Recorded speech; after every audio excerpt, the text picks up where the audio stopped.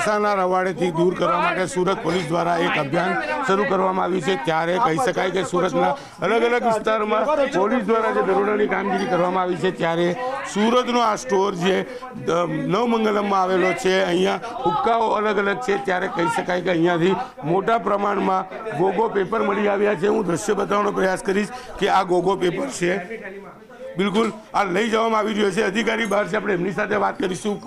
ગોગો paper પર કહી શકાય કે યુવાનો ગાંજો, ચરસ હોય, એમડી ડ્રગ્સ હોય ને હાલ હાઇબ્રિડ ગાંજો પીતા હોય, તેને લઈને સુરત પોલીસે એક મુહિમ શરૂ કરી છે। પાનના ગલ્લે વેચાતા હોય ત્યાં આગળ કડક વલણ કર્યું છે।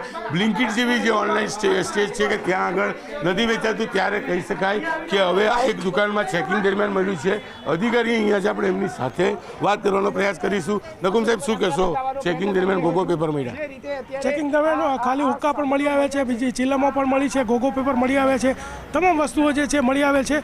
એટલે આની જે સર્ચ છે એ બ્લિંકિટમાં કરી હતી ને અત્યારે અહીંયા ચાલી રહી છે, અને આ લોકોને આ પણ વેચવા માટે નહીં દેવામાં આવે। નકુમ સાહેબ, પોલીસે નશાથી યુવાનો દૂર એના માટે એક અભિયાન શરૂ કર્યું છે, સર્વિસ કરવામાં આવી છે, વોર્નિંગ આપવામાં આવેલી સોતરા ફાળવાની, કે છતાં લોકો વેચાણ કરી રહ્યા છે।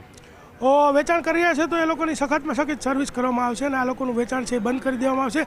જો બ્લિંકિટ જેવું ઓનલાઈન પ્લેટફોર્મ એક જ દિવસમાં જો બંધ કરી દેતું હોય તો આ લોકો ક્યાં સુધી ટકી શકશે? આ લોકો પણ બંધ કરી આપશે। સાહેબ, એમનું કહેવું એમ છે કે આ તો કસ્ટમરની માંગ છે એટલે અમે રાખીએ છીએ, એના પર ક્યાં પ્રતિબંધ છે? તો એ લોકોને હજી પોલીસનો સકંજો કસાયો નથી એટલે આવું બોલી રહ્યા છે, પણ એક વખત સકંજો કસાઈ જાય પછી કશું નહીં બોલી શકે।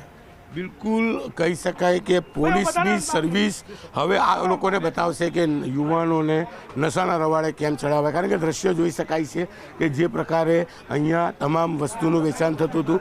હુક્કા છે તે તમે જોઈ શકો છો કે આ બંદૂક સ્ટાઇલનો હુક્કો છે, કારણ કે હુક્કા પર જ્યારે પ્રતિબંધ હોય અને હુક્કો જે રીતે અહીંયા વેચાણ થઈ રહ્યો છે, ત્યારે હુક્કાને લઈને પણ હવે ઘણા સવાલો ઊભા થયા છે। ખાસ કરીને ગોગો પેપર છે તેની મુહિમ હતી ને ગોગો પેપર દરમિયાન આખો હુક્કાનો એક મોટો સ્ટોર મળી આવ્યો છે। આ જે છે એ ગોગો પેપર છે કે જે બ્લિંકિટ જેવી ઓનલાઈન જે કંપનીઓ છે તેને સુરત પોલીસના કહેવા બાદ આજથી સ્ટોકમાં નથી રાખ્યું, તેનું વેચાણ બંધ કરવામાં આવ્યું છે। એસઓજી પોલીસ દ્વારા તેને ખાસ ચેકિંગ શરૂ કરવામાં આવ્યું છે। અલગ અલગ વિસ્તારોમાં ચેકિંગ ચાલી રહ્યું છે। ત્યારે સુરતનો સિટી લાઇટ વિસ્તાર છે, નવમંગલમ એપાર્ટમેન્ટમાં આ હુક્કાની દુકાનમાંથી ગોગો પેપર મળી આવ્યા છે। એટલે ચોક્કસ વોર્નિંગ બાદ પણ જો આ લોકો વેચી રહ્યા છે, પોલીસે પહેલાં જ કીધું હતું વોર્નિંગ આપવામાં આવી છે, સર્વિસ કરવામાં આવશે અને જો નહીં સાંભળો તો છોતરા કાઢી નાખવામાં આવશે। ચોક્કસ જેને ત્યાંથી માલ પકડાય છે તેના પોલીસ હવે છોતરા કાઢે તો નવાઈની વાત નથી। કહી શકાય કે ગોગો પેપર જે આજના યુવાધન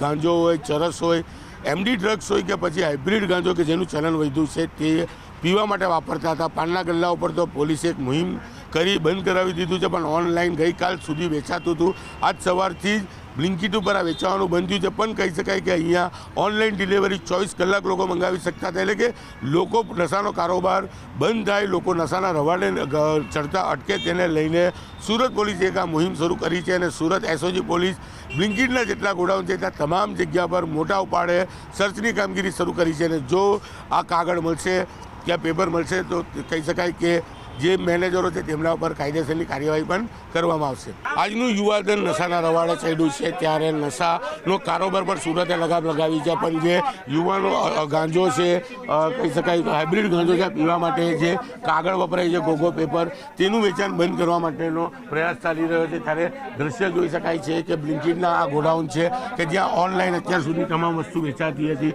આજે સવારથી જ આ બ્લિંકિટના ગોડાઉનો ઉપર આઉટ ઓફ સ્ટોક બતાવવામાં આવ્યું છે। ત્યારે કહી શકાય કે નશાનો કારોબાર છે તે મોટા પ્રમાણમાં ચાલી રહ્યો છે અને જે પ્રકારે ગોગો પેપર છે તે પાનના ગલ્લે વેચાણ બંધ કર્યું, પણ બ્લિંકિટની એના પર વેચાતું હતું। ત્યારે કહી શકાય કે અધિકારીઓ છે, આપણે અધિકારી સાથે વાત કરવાનો પ્રયાસ કરીશું।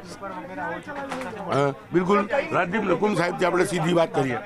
આ લોકો ઓનલાઈન જે છે બ્લિંકિટના સ્ટોર ઉપરથી જ્યારે કોઈ એનો ઓર્ડર કરે તો એને વેચાણ કરતા હતા। સર, હવે કઈ રીતે આ મુહિમ રંગ લાવશે? મુહિમ સતત ચાલુ જ રહેશે।